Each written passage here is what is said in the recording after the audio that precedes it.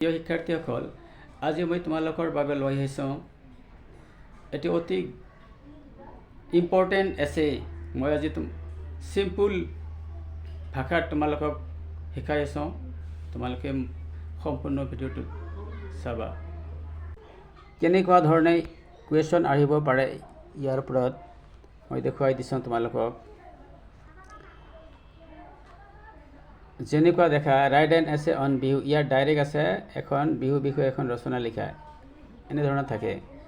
নাইবা অৰ দিছে write an essay on a festival you like, তুমি ভাল পোৱা যিকোনো এখন ফেষ্টিভেল অৰ্থাৎ উৎসৱৰ বিষয়ে লিখা। তাৰপিছত তাতে right an essay on the national festival of Assam, অসমৰ জাতীয় উৎসৱ বুলি ওপৰত এখন কি লিখিছে এছে লিখিব কৈছে, এইটো বিহু হয়। নাইবা এইটো SSLCত কেইবাবাৰতো আহিছে right an essay on your ফেভাৰাইট festival, তুমি তোমাৰ এখন প্ৰিয় উৎসৱৰ বিষয়ে লিখা। যেতিয়া প্ৰিয় উৎসৱৰ বিষয়ে লিখিব অকল বিহুৱে নহয়, ইয়াৰ ভিতৰত আৰু কেইটা থাকিব পাৰে। তোমালোকে বিহু লিখিলেই হ'ব। এইটো SSLC 2016 আৰু 2014 এই দুটা চনত দিছে। প্ৰথমে লিখিবা বিহু। বিহু লিখাৰ পিছত ইন্ট্ৰডাকশ্যন, পৰিচয়। Bihu is a national festival of Assam, Bihu অসমৰ জাতীয় উৎসৱ। দেয়াৰ আৰ 3 বিহুজ, বিহু 3 প্ৰকাৰ হয়। দেয়াৰ সেইবোৰ হ'ল নাম্বাৰ 1 দ্য বহাগ বিহু অৰ ৰঙালী বিহু, বহাগ বিহু নাইবা বহাগ বিহুক ৰঙালী বিহু বুলিও কোৱা হয়। দুই নম্বৰটো আছে দ্য কাতি বিহু অৰ কঙালী বিহু, আৰু 3 নম্বৰটো আছে the Magh Bihu or Bhogali Bihu. The just before day of each Bihu is called Uruka, বিহুৰ ঠিক আগদিনাখন উৰুকা বুলি কোৱা হয়। এতিয়া আহিছোঁ বহাগ বিহু কেনেদৰে পালন কৰা হয়, কাতি বিহু কেনেদৰে পালন কৰা হয়, মাঘ বিহু কেনেদৰে পালন কৰা হয়, এইবোৰৰ ওপৰত লিখিলেই এখন ৰচনা হৈ যায়। মই অতি চিম্পুল ভাষাৰে তোমালোকক লৈ আগবাঢ়িছোঁ। আৰু যদি তোমালোকক ভিডিঅ'টোৰ দ্বাৰা উপকৃত হয় তেনেহ'লে মোৰ এই চেনেলটো ছাবস্ক্ৰাইব কৰিব। দেখা বহাগ বিহু, এইটো হয় Bohag Bihu. The Bohag Bihu begins on the first day of the new Assamese year in the month of Bohag. Bohag Bihu উৎসৱটো অসমীয়া প্ৰথম বছৰৰ প্ৰথম মাহ বহাগ মাহত উদযাপন কৰা হয়। During the Bohag Bihu people make very enjoy and fun, Bohag বিহুৰ সময়ত মানুহে বহুতো ৰং ধেমালি কৰে। So this Bihu is called Rongali Bihu, গতিকে এই বিহুক ৰঙালী বিহু বুলি কোৱা হয়।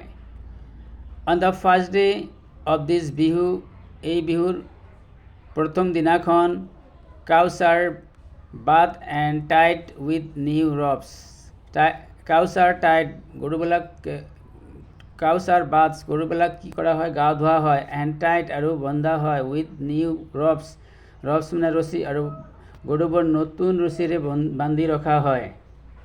The second day, দ্বিতীয় দিনাখন everybody puts on new dress, আৰু এই বিহুৰ দ্বিতীয় দিনাখন প্ৰত্যেকজন মানুহে নতুন কাপোৰ পিন্ধি নতুন সাজপাৰ পিন্ধি।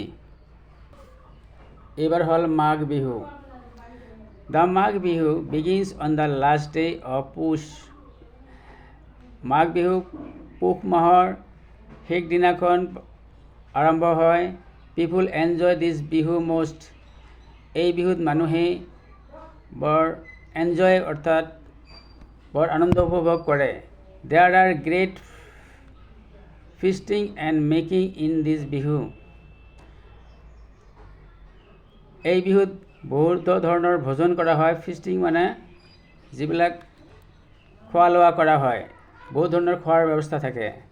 Making feasting and making in this Bihu, এই বিহুৰ সময়ত বহু ধৰণৰ ভোজন কৰা হয়।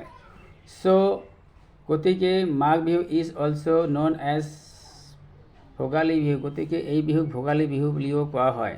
অন দ্য ফাৰ্ষ্ট ডে, প্ৰথম দিনাখন অফ দিছ বিহু, এই বিহুৰ পিপুল টেক বাথ, মানুহে গা ধুৱে, আৰ্লি ইন দ্য মৰ্ণিং, ৰাতিপুৱাত, এণ্ড বাৰ্ণ দ্য মেজিক, আৰু জুই জ্বলায়, and worship the god. Kati Bihu, Kati Bihu is observed on the last day of month of Ashwin. Kati Bihu Ahin মাহৰ শেষ দিনাখন পালন কৰা হয়। And the first day of the month of Kati, আৰু কাতি মাহৰ প্ৰথম দিনাখন কি হয়, কাতি বিহু পালন কৰা হয়। ইন দ্য ইভিনিং, সন্ধিয়া বা গধূলিত অফ দেট ডে, সেইদিনাখন লাইটছ আৰ পুটছ নিয়াৰ তুলসী প্লাণ্ট, তুলসীৰ গছৰ তলত লাইটছ পোহৰ দিয়া হয় বা জুই জ্বলোৱা হয়। There is no' feasting and merry making in this Bihu, এই বিহুৰ দিনা কোনো ধৰণৰ ভোজনৰ ব্যৱস্থা কৰা নহয়। So' it is called Kongali Bihu, গতিকে এই বিহুটোৰ কি নাম হ'ল কঙালী বিহু।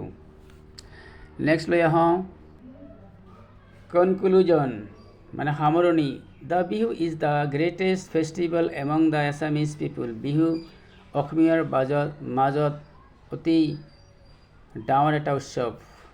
ডিউৰিং দ্য বিহু, বিহুৰ সময়ত, বিহু ডেন্স মানে বিহু নৃত্য, এণ্ড বিহু ছং, আৰু বিহু গান আৰ চাং গোৱা হয়।